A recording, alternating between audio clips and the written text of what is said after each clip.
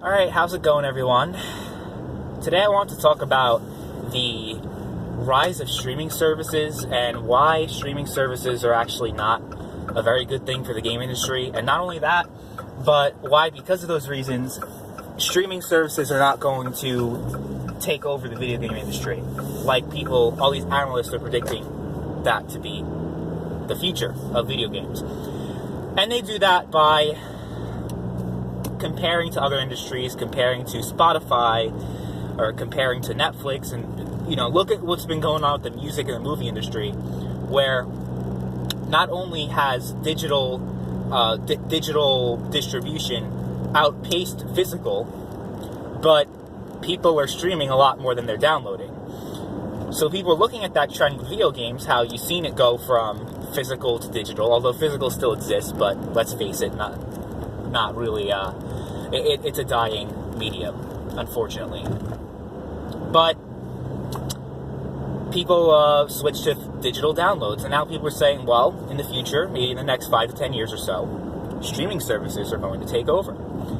And here's why I think that's not the case. Now, besides the fact that I obviously have a huge problem with these services and the potential downsides there are to these services taking over the industry, because if streaming services become the main medium for people to play their games, you're going to have a huge problem when it comes to issues of ownership. Because, let's face it, when you watch a movie or when you listen to a song, that sense of ownership is nowhere nearly as important as when you're playing a video game, right? So, especially if you're playing a single-player game where, you build your character up, or even an online multiplayer game where you put countless hours into it. Obviously, the issue of ownership is much more important in this case because it's something you put a lot of time into. It's something you feel like you are contributing to, like you're contributing to the game world, and then if you all of a sudden lose everything, then that becomes an issue, right? And that's what these streaming services are this is going to be a huge problem with these streaming services, because as with Netflix and even Spotify on occasion, all of a sudden your favorite movie or your favorite song is gone. That's what happens with these streaming services, unfortunately. And that's probably the main reason why I'm not on board with these streaming services, is because there's no ownership attached to it. At least with digital downloads, sure, there's a lot of DRM, don't get me wrong, with digital games, but at least when you have a digital game, you do have at least some ownership to it. It can't just, unless you're banned or something like that, it can't be arbitrarily taken away from you like that. Like, you can, in most cases, you can even go offline and still play the game. Although, with certain exceptions, like certain games released by EA that are single player, but for some reason you need to have an internet connection. But in the case of streaming services, playing a game offline is never going to happen. Ever. You'll never be able to play a game offline. And that's pretty scary, to be honest with you. And I know some people are going to say, well, the option to download will always be available. But ponder me this. If streaming services take over, what is the future of video games really going to look like? Okay, so some people are going to look at the obvious benefits of, well, not having to upgrade hardware, because when you're on a streaming service, there's no such thing as upgrading hardware, right? You just have to just keep subscribing to the service, and that's it. You don't have to worry about getting the new PlayStation, getting the new Xbox, or even upgrading your PC. That doesn't exist with streaming services, and that's very enticing to a lot of people, because they're like, I don't like paying $400, $500 every few years to upgrade my machine. But on the other hand, you do get a lot of what you pay for. Like, it's definitely worth the money, in my opinion, because you do, again, especially with consoles, you do have that physical ownership attached to it in most cases. I mean, of course, there are online-only games where having a physical copy is pretty much meaningless, obviously. But most of the time, like if you're playing The Last of Us and you have a physical copy of it, you're able to trade it in, sell it, do whatever the hell you want to do with the game. When it's just a streaming service, if you lose your subscription for whatever reason, if, let's say, the game is no longer on that service, what are you going to do? Right? Like, what the hell are you going to do at that point? And I think those are really the main reasons why streaming's not going to take off, because these questions are going to be brought up, and the video game community is a community that takes pride in ownership and things like that. Sure, maybe you'll have a few casual gamers that might be attracted by this Netflix for games kind of thing. But at the end of the day, it would just totally change and probably destroy the video game industry as we know it. And that's not a good thing.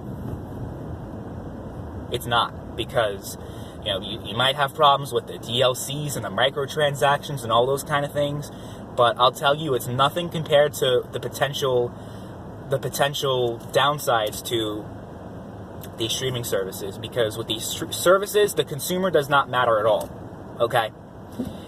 Exclusive content is going to be cranked up to 11, so people who don't like exclusive games, you're not going to like streaming services, because look at Netflix and Hulu, for example. You think they're going to not make exclusive games for a certain streaming service? No. So that's one thing. And then you also have it where, I mean, just think about the I almost lost my train of thought. The bandwidth, the situation with the internet. You might think that, you might be capable of streaming a game, but I, for example, cannot. I live in the middle of effing nowhere. If streaming takes off, and even in the next few years, I'm going to be left out. I know the next, within the next generation, streaming is going to be alongside digital downloads, but it's going to automatically be inaccessible to so many people that it's not going to replace digital downloads. I don't think streaming will ever overtake digital downloads, because with digital downloads, it's, again, you have that sense of ownership, that sense of security when you know that you have a game and you're not going to lose it. The reason why this model, the model of streaming, has worked so well with TV shows and movies is because, like I said, that's a lot less important in those industries, and music also. I mean, music, maybe it's a little bit more important, but people still streaming a song, streaming a TV show, streaming a movie is a lot less demanding on your internet and your bandwidth than streaming a video game. And even if the song is no longer available on a certain streaming service, or if your favorite TV show or movie is no longer available, most of us know how to have access to those shows without paying a subscription. You know what I mean. It's something called piracy, which is not something that a lot of people are comfortable talking about. It's kind of like that. It's kind of like something that you shouldn't mention. But piracy is another thing. Piracy is going to be pretty much non-existent in this new video game industry where streaming is the thing. And that might seem like a good thing to developers and publishers, the idea of no more piracy. Imagine if everyone has a streaming service and that's their way of playing games. Piracy will not exist. How are you going to replicate that? There are no files or anything. You're just literally streaming it off of the service. Because at least with Netflix, you have a screen recorder or whatever, and you can record it. You can't really do that with a video game, can you? You can't. So that's why I think that streaming is not going to overtake digital downloads. I think it's a nice thought to some people, to the idea of, it's a fantasy for some people. It sounds like a big dream for some people who, maybe don't make a lot of money, aren't financially comfortable with shelling out new money on hardware every 3, 4, 5, 6 years. And if you're a PC gamer, it's even more than that. Even more frequently than that, especially if you're an enthusiast. And that's all going to go away, and there will be no disparity between games. There will be no such thing as like a 720p version of a game compared to a 1440p 60 frames version of a game. It will all depend on your bandwidth, obviously, on how well you can run the game and what resolution you can run the game on. But generally speaking, there will be no disparity. And that's something that people are very attracted by. And it's gonna lure people into this trap, because it's honestly a way for the corporations to have more control over the consumers. Because name one way that consumers have more rights under a streaming model than with digital downloads, and especially with physical. I mean, physical is the consumer has the most rights in this case, because they can resell it, they can buy it used and do all those things. There's kind of a marketplace that the developers and publishers have no jurisdiction over. And that's why they were selling online passes back in the day, because they want a piece of the action. And some people are saying, well, they kind of deserve it because you're buying a game and they're not seeing any of the profits from it. And, you know, I can kind of understand that point of view. But think of it this way. If there is with streaming services, there's absolutely no rights that the consumer has whatsoever. At least with digital downloads, you can buy the game, and it can't just be arbitrarily taken away from you unless it's an online-only game, of course. And that's kind of something that's especially in 2019, is just unavoidable at this point with this games as a service model. But it just doesn't sit right with me. These streaming services, there's something nefarious about them, in my opinion. And I know that I'm not alone. And you've seen it. You've seen it that the video game community, don't underestimate the video game community. You might think, oh, you know, the people who like to own their games and not have all this DRM attached to their games, and not like their games arbitrarily taken away from them under a streaming service, because that happens. They take away the game without any notice. That's what happens a lot on PlayStation Now, especially, which currently is the most used video game streaming service. Don't underestimate the video game community, because let's look at Star Wars Battlefront 2. The video game community was able to bring a giant corporation to its fucking knees. So don't say that the video game community is not strong enough to resist this, because I think they are. I think that there is no way, and you know, people might think this is just crazy to think this, but I think there's absolutely no way that streaming services are going to take over the video game industry and replace digital downloads and account for more revenue in the industry than digital downloads. I just cannot see it happen. I can't. I think it's not a good deal. It might seem on paper to be a good deal for the consumers, but I think most people are smart enough to realize that it's not. You know, it might work fine if you just want to watch a movie, because how many people watch a movie more than once, right? You own a movie, you buy a movie for like $15, $25 or something like that, and you can keep it forever. Most people choose the rent option. It's cheaper, and you only watch it once, and that's it. And this is the point I'm trying to really bring across to you, because people are going to, you know, try to use, you know, the conventional wisdom that what works in X industry of entertainment will work in all industries. And I'm telling you that wisdom is wrong. And it's definitely misguided, because the video game industry might be similar to other industries in a lot of ways, in them being forms of entertainment, like the movie industry, the television industry, and music. However, there are a lot of key differences. Video games are an interactive form of entertainment. They are a form of entertainment that is, the player has a lot of control over their character and over what happens, and especially with like role-playing games and first-person shooter games, online multiplayer games, there's really a huge level of customization. And people put countless hours into these games that they want to be able to own the game, okay? And sure, you know, digital downloads have taken over physical. That has a lot to do more with convenience. With streaming, it might be a lot more convenient just to pay however much money a month to play a game, and that's it. But there's just so many more cons than pros that I think people are going to be less willing to adopt this model, the subscription model of you know, paying X amount of money a month. And especially, another thing, people are going to think they're going to be saving money because they don't have to pay $60 or maybe $120 or $180, let's say, if you buy 3 new games a month or something like that, if you're like a real video game enthusiast. Are you really going to save that much money in the long run?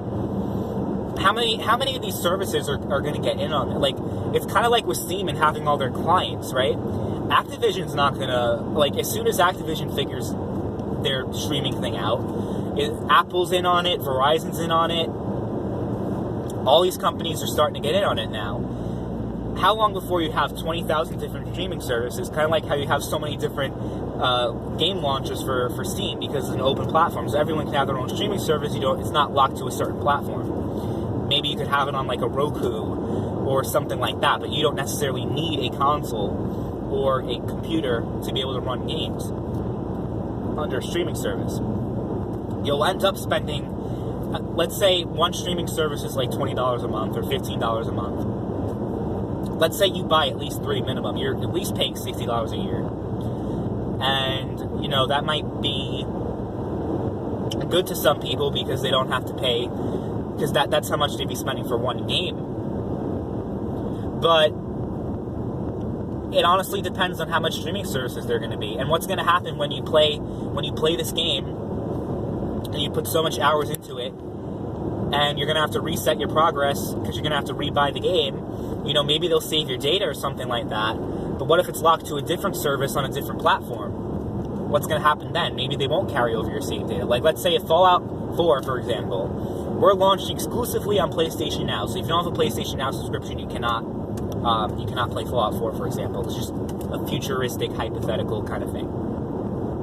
And then Verizon Gaming announces they have acquired Fallout 4, and Fallout 4 will now be streaming exclusively on Verizon.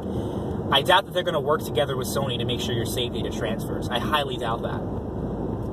So it's going to cost you money, and it's going to cost you time, because you're going to have to rebuy the game, or, you know, buy the streaming service that you haven't bought before, but you also have other games in your other streaming service, and then you might have games on another streaming service, and it's just going to be, you know, so on and so forth. And that's why I think that this model is not going to take off, this game streaming model. I cannot see this being the future of the video game industry, especially, you know, accessibility alone is going to be a huge hurdle for them to overcome, because most of the population, most gamers cannot even utilize these services yet. So technologically, things are going to have to advance pretty significantly, because, you know, you might think of yourself as being able to use it, but think of people who live in other countries, in developing countries that don't have very fast internet speeds. I remember Bullet Barry was doing a trip in Vietnam or something like that, and his internet speed was like in 12 megabits per second in Saigon or whatever city. You know, it's the biggest city in Vietnam, and that's the internet speeds they have. And that's just one example. There's so many other countries that have a large population, have people that actually enjoy playing video games, but this is going to be a huge hurdle to overcome, and it's going to take years. And that's technology is one thing. And I didn't want to focus too much on technology, because technology is something that advances over time. It's kind of like people saying Netflix, streaming services. It's like, you know, this back in the day of dial-up, like, you can't even load a porno. How are you going to stream movies? Of course, over time, that's going to evolve. So I wasn't really trying to focus on that argument, more of just a consumer-friendly argument. And especially with people being more and more conscious of how corporations take advantage of them. They have these big YouTubers that focus on these types of issues. I don't think streaming is going to be the next big thing. I think it's going to exist. It's going to be a part of the industry. It might very well take over. It might surpass physical, but digital downloads, I think, will always remain the most prevalent and the most common way to play video games. And people are saying consoles going to die. Even your, you know, Nvidia and AMD, and, you know, they might die off too if streaming takes over, because what's going to be the point of having a powerful computer at that point? Because their main clients are gamers. And sure, you have data miners and you have those other types of people, but for the most part, you have gamers, who are the main consumers of these of PC parts and graphics cards and all those other types of things. So, you know, those companies are going to take a hit also. But I don't think that's going to happen. I don't think consoles are ever going to die. I don't think PCs are ever going to die. I think streaming will exist. I think it will be part of the industry. But there's no chance in hell that it's going to take over. It's going to be the most common way to play games. I just don't see it.